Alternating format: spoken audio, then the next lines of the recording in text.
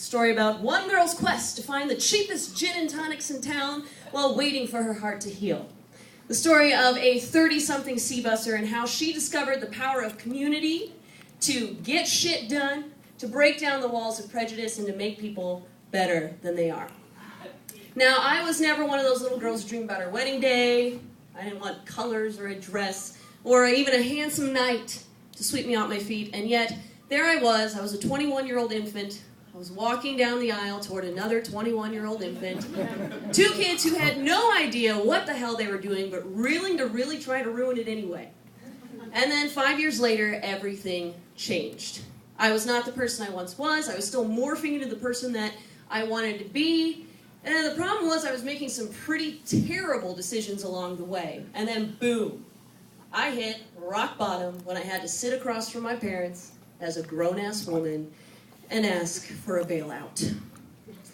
But life, this is for Twitter nerds right here, life was not over. I was learning a very valuable lesson right then, a lesson I hope every single person in this room learns tonight, and hopefully not the hard way. You see, it's not about me. It's a pretty revolutionary concept if you think about it. Not about me, but I'm kind of awesome. But it's really not. It's really not until I learned that lesson and started investing in my community first that, lo and behold, my needs started getting met too. So here are 3 things that I've discovered about community. Community can get shit done. So in those first early months, I needed my community more than ever. I was very blessed to have friends that gathered around me like a family, making sure I was eating, making sure I got home okay, making sure I did not go home with the 65-year-old townie at the bar. They helped me move, they helped me find a roommate, and one of them, when I was super broke, offered me the last $100 that he had. Now, without a community, you're just a lone person making an effort, which really can be a powerful thing. With a community, though, you are not only powerful, you are unstoppable. And Columbus, it has been awesome to watch you guys gather around startups, charities, mom and pop shops, even your favorite bars. You guys know how to get some shit done. Community can also help break down the walls of prejudice. Now, I'm about to make a confession here.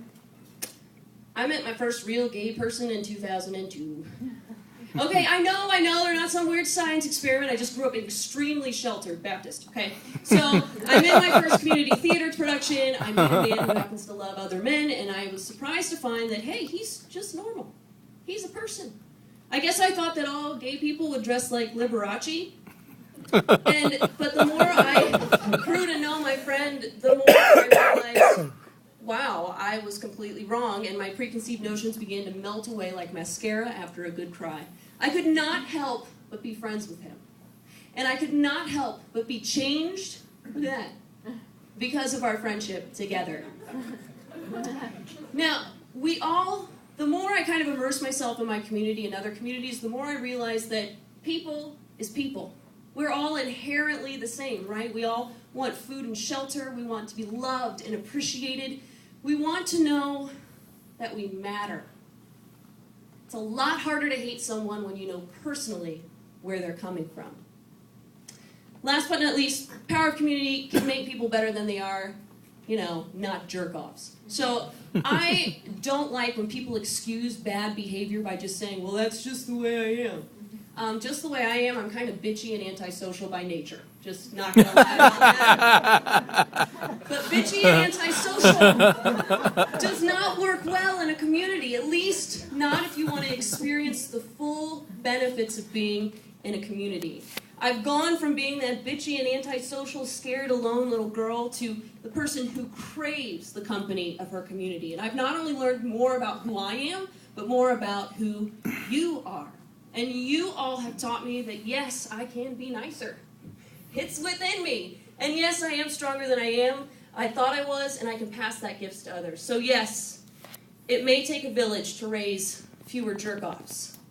But with our little village, our little community here in Columbus, Ohio, we can make ourselves and our own little world a little bit better. Thank you.